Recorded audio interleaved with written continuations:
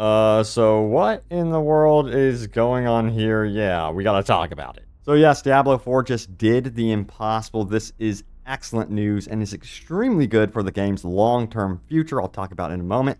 Plus, Blizzard talks about post-launch in a brand new interview with Xbox and what's going on with pets. Will they ever happen? And will Blizzard be willing to experiment with future content, adding more, say, lighthearted stuff to the game? Well, we got new comments about that one. Also, Rod Ferguson gives some choice words about the Paladin and the return of the Monk. Will it ever happen? And what about a new class? And new official comments about Season 1 and the shop.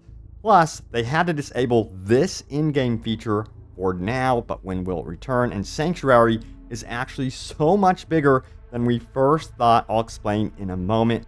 Alright, so yes, Diablo 4 just did the impossible. Check out the official news right here. It says this: the fires of hell burn bright. Diablo 4 is the fastest selling Blizzard game of all time. I kid you not. This is mind-boggling news and is incredible. And yeah, I would say that absolutely bodes very well for the future of this game. We do know we're going to be getting 2 expansions, which are currently being worked on right now, and that is at the very minimum. Yes, they're also simultaneously working on 2 seasons for us as well, but I'm more curious now how many total expansions we will get down the road. But yeah, you know what? The marketing campaign for Diablo 4 is in full swing. Check this out right here. We have a brand new interview, or it was a live stream, I guess you would say, with Larry Erb and the Xbox team. It says about to sit down with Rod Ferguson and the Math Show, Pixel Filter, to play Diablo 4. I sat in on this, and there were some interesting brand new details from Rod Ferguson. So let's get into this, because he did spill the beans on some interesting stuff. He was asked about pets. Would we see pets in Diablo 4? You know, right now we do have the dog, which you can have on the back of your character, which I think is really cool. It's more like a puppy. But he did say they didn't include pets initially in the game because they found it strange to have like a silly cat roaming around with you during what's supposed to be a very dark toned themed game. So it was kind of at odds with what they were trying to do here. But again, I think it would be cool if they did introduce more pets in the way they currently have it. I know it's not exactly pets, but having like a dog on your back is really cool. The puppy, I think that's perfect right now. But yeah, let me know if you guys want to see pets in the future. Now, they did say this, that they might want to experiment later down the road, years down the road, of course. They're talking about years. So that's something that they're being very, very careful about with the tone of the game, because they know currently that you all absolutely love the dark themes of this game, and they don't want to mess it up whatsoever. So they're going to first and foremost listen to what you guys want. I'm a little bit apprehensive about them going down the path of being more silly years down the road. I really hope that they just keep to it basically indefinitely with the theme of the game. Now, Rod Ferguson also had some choice words to say about a new class for Diablo 4, but it's been a surprisingly long time since we even had a brand new class in the franchise as a whole. Also, will we ever see the Paladin or Monk? Well, let's see what Rod Ferguson had to say. Take a listen. Again, much like I've heard the Gemins have feedback, I've definitely heard the Paladin Crusader feedback of people wanting those characters to come back. But, you know, one of the things I think we did a lot on the 5 that we shipped with to tap in the nostalgia stuff. And so I think as we look to the future, I think we're more sort of interested in bringing in new things, right? Like how do we continue to innovate in the space of characters and class? So everybody's like, oh, bring back the Monk and bring back the Witch Doctor and bring back the Paladin, and we're like, or hear me out, we could do something completely new, and that, and so those are the types of things that we're looking at for sure. And we actually might have. We might actually have some exciting new announcements around Diablo Immortal when it comes to new classes. So there's some stuff on the horizon. We haven't introduced a new class in Diablo since 2014. It's been 9 years. It's time, Rod. It's time. It's time for a new class. Yeah, so honestly, I'm down for something new, although I would love to see the Paladin and even the Monk return. It seems like the Monk isn't as popular as the Paladin, so if they did want to do something more nostalgic, they should definitely go with the Paladin down the road. But right now, the 6th class to me is looking like they want to do something brand new, something fresh, like you've never ever seen it before, and I'm quite curious to see what that will actually be. Now, Rod Ferguson did go on and talk a little bit about seasons, the battle pass, and the shop. Now, he did say the shop will be expanded in a much richer way, because right now what you're seeing with the shop is basically a tester shop. But in July, when the Battle Pass in Season 1 does begin, that's going to be between mid and late July, we will see the full-blown shop unveiled to us. So yeah, that's going to be interesting. Curious to see what those reactions will be. Now, in 1 week, we will see a new feature introduced to the actual menu. So a new recommended for you section will be added to the game's menu in about a week as well. So the game will recognize what you like, how you play, and recommend stuff based on that. So if the game recognizes that, hey, you love playing as a druid, I guess they're going to push druid stuff to you in that way. So yeah, they're clearly focused on the shop, of course, but it seems like they have multiple teams here. One that is going to be handling the monetization scheme, another team that's going to be handling what's happening with expansions, and then, of course, seasons and battle passes and so on and so forth. Overall, the experience has been great for me personally with Diablo 4. Of course, we had some hiccups last night with the servers, but now it's running smoother and smoother, at least for me currently. And I find it that they are very, very quick to respond out on social media, say, hey, we're working on it. Just, chill for now, but we're going to actually get the servers back up and running. But yeah, overall, been super impressed with the response. And yes, this just happened as well. Diablo 4 disables its hardest challenge. So let's go straight to the official source here, the Blizzard forums, shall we? So it goes on to say this: level 100 Pinnacle Challenge temporarily disabled, and this comes from community manager Adam Fletcher, who goes on to say this: the level 100 Pinnacle Challenge encounter has been temporarily disabled as we work to resolve a few items related to this encounter. We will update the community once this has been re-enabled. So I don't know the exact reason for this happening, but I can't imagine like the whole community up in arms about this one, simply because not a lot of us are at level 100. Of course, you have a select few that have made it to level 100 even through softcore or like hardcore mode. But yeah, I'll let you guys know when that's actually re-enabled, but there's apparently some sort of problem there. And this was literally just posted while I was editing the video. Check it out here. My God, the marketing is just ridiculous for this game. It says, Diablo 4 is here. Embrace the bloodshed. Share videos of your in-game death on Twitter or TikTok using Diablo deaths for a chance to have your eulogy read by Megan Fox on June 8th. I kid you not, this is actually a thing. This is on the official Diablo Twitter account right here. So yeah, that's actually a thing. Go for it if you have some sort of crazy death by the Butcher. I think that would especially be noteworthy, because I've seen some like crazy deaths for sure, especially on like hardcore mode. She will read a eulogy about it, apparently. All right, so yeah, there's some fascinating details about Sanctuary, which were revealed officially, by the way, by the Diablo 4 dev team, by the senior quest designer at Blizzard. This is really interesting. Check it out right here. Some of you may actually not know this. So Sanctuary is just not a region. Check it out. It says this: on this Diablo 4 Day of Days, I think it might be fun to share this tiny lore nugget.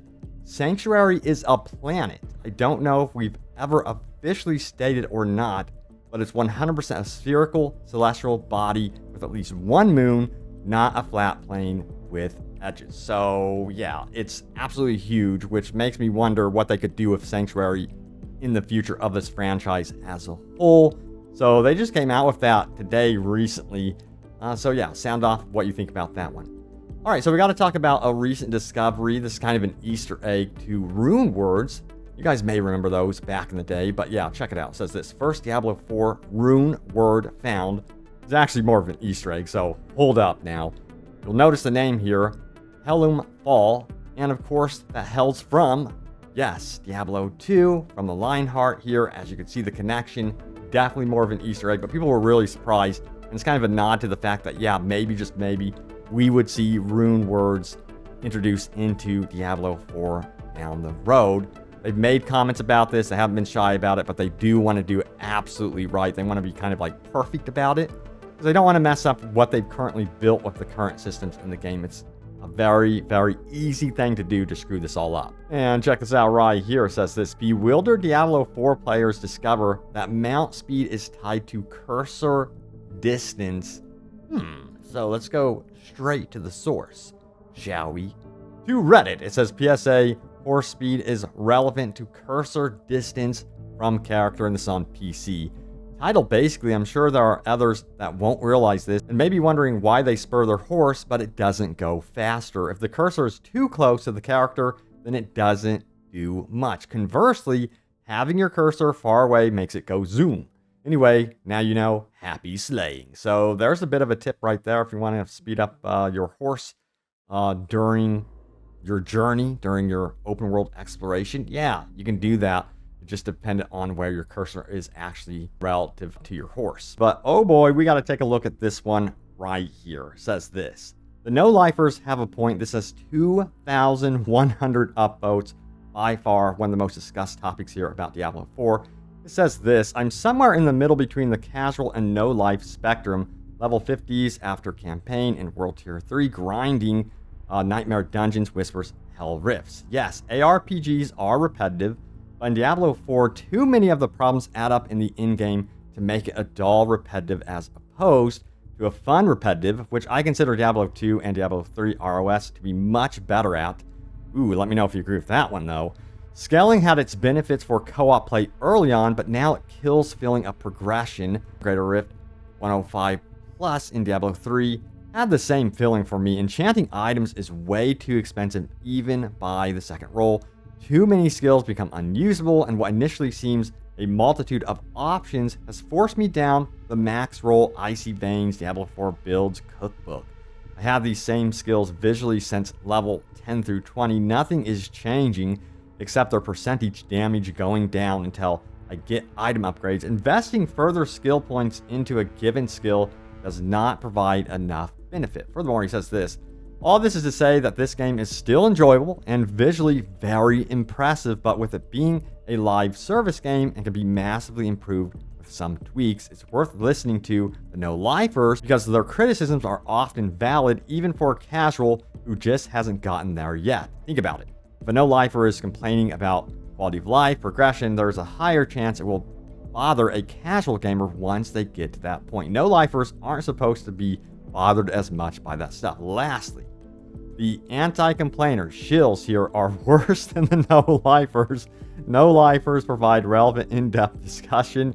Anti-complainers just name call and don't add anything useful to the discussion. Whoa, shots fired there. But anyway, yeah, let me know your take on the situation. I am hearing some complaints about once you actually get into the in-game and how it actually feels, and it gets a little bit redundant. However, I found another post, which is a great response to this very topic we're discussing right now, so check it out. It says this. Everyone seriously needs to take the long-haul approach to this game. Listen, everyone here is under no misapprehension about what video game we just got. We bought a Blizzard ARPG.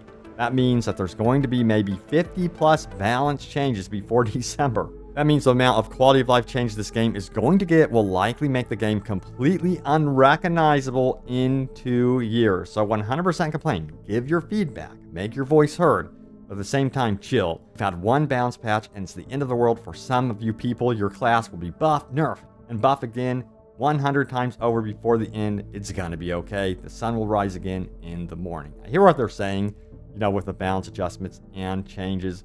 You got to be careful with that, though, of course. I think a lot of the adjustments will be coming with each season. For me, that makes more sense because everyone's already going to be creating new characters. So I think that is how Blizzard will be approaching bigger balance adjustments with the introduction of a new season. So that's something that I'm speculating right now to kind of look forward to, because if they're continuing to change it like when you're like midway through the season and they're constantly adjusting things and making builds completely worthless, that's where, yes, you have the right to be frustrated if that continuously happens, and I think that they would lose their audience if they did that. So I think they need to take a careful approach, but yes, we will be seeing future balance adjustments for sure. I do agree, take the long haul approach. This is also a very notable discussion right here. Is anyone else missing ways to randomly party up for a dungeon or so? It goes on to say this. I normally play with friends, but since they are not always online, and some didn't buy the early release version, I notice I play dungeons a lot alone. So first of all, they are not your friends anymore since they did not buy the early release version. No, I'm just kidding. Now, furthermore, it says this. I'm really missing the old system where you could just open it to the public and you would get an easy doll party for a dungeon. Who knows, maybe in the future they add an option for joining a random dungeon party or give back global chat so people actually talk. And it seems like it's a discussion. Do you think that a game like this, considering it is not an MMO, it's kind of like a hybrid between single player and MMO, it's more cooperative, should have a global chat? Or do you think that would be quite the distraction when you're trying to really focus up on, exploring the world on your own? Sound off. Now, a lot of people do actually want to see all of these features added into the game eventually. We'll see what Blizzard does about it, of course, but I really do think that they want to separate this from that MMO type feeling, so I wouldn't hold your breath on something like a global chat. But only time will tell. I've got to talk about this one right here. I found it hilarious. It has some of the most upvotes out here on Reddit, and it reminded me so much of my twin bro Ryan. I was actually hanging out with him and watching him play his druid. So check this out right here. It says, me using wolves, even though they're not good for my build. And it says, I just think they're neat. And that is so much like my twin bro Ryan. I actually showed him this meme. I'm like, this is you 100%. Because he's like a jack of all trades in some areas with his druid, which is fine, of course. He's still very much like building his character. But yes, I found that hilarious. So the point of that is you can do whatever you want, have fun with it. That's what I say, and just have a blast. Just kind of like laugh at yourself if someone else is kind of making fun of your build. It's just a game at the end of the day. It doesn't have to be absolutely perfect. All right, so we are going to go ahead and get into your top comments from my most recent video, which was this one right here. It says Diablo 4, this is insane. Official new updates, big plans, graphic upgrades, new rewards. Check out the video if you missed it, but yeah, it seems like they are interested in beefing up the graphics even more. Now, is that on the PC side of things only? That's my question. They have not confirmed if they would be doing like every single platform in terms of graphics enhancements, but I'm so curious to see what they mean by that. All right, so what do you guys have to say about this one? So let's get into it, shall we? So Cosmic Kate says, I think personally I would like a setting that allows you to see your character HP and resource numbers. Absolutely. By far one of the most upvoted comments right there. A-Ray says, the atmosphere is brutal. The attention to detail is amazing. One dungeon I walked into had giant creepy spider legs moving around the border of the map. I love that, by the way. I always catch myself admiring the details and the music ambiance. So yeah, someone also mentioned out on Reddit to make sure you turn down the sound effects and turn up the music, because there are details in the music that you're absolutely missing. I'm going to actually try that for myself because I'm noticing that. The music is brilliant. It is beautiful in this game. They really, really did a great job. Now, Isaiah goes on to say this, trying to bring more awareness to a necro bug where the unstoppable symbol, the golden broken chains, glitches in and out during NPC dialogue cutscenes.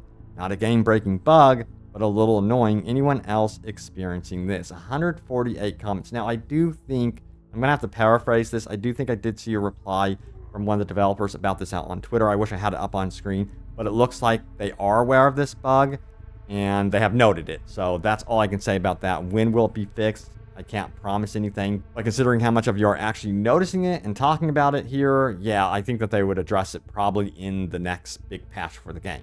All right, so who's next? We got one Grant Jones who says, I've been loving the game so far, so I'm glad to hear there's going to be plenty of updates and expansions. Just hoping those expansions aren't all pricey additional charges. So you got to pay the dev team somehow. I would not expect the expansions to be free whatsoever. I mean, if they're really high quality, honestly, I'm willing to pay as long as it's reasonably priced. That's the thing, like way back then, like with games like StarCraft, they would have these big expansions and you would pay the $30 or so for it, and it was definitely worth it. I mean, look at what The Witcher did with their expansions. Those were like full-blown games, by the way. So yeah, that's what I would love to see for the future of this game if they did more of that, combined with the seasons, which seems to be kind of the plan. But yeah, there it is, the latest happenings around Diablo 4, and of course, stay tuned for more open world gaming goodness. But I'm going to tell you what I'm saying on Diablo 4 for the foreseeable future. And if I introduce anything else to the channel, I'll do it carefully because I know you guys are in love with this game right now, as am I. So let me know what you guys would actually like to see, by the way. But thank you all so much for watching, and I will see you all next time. Take care.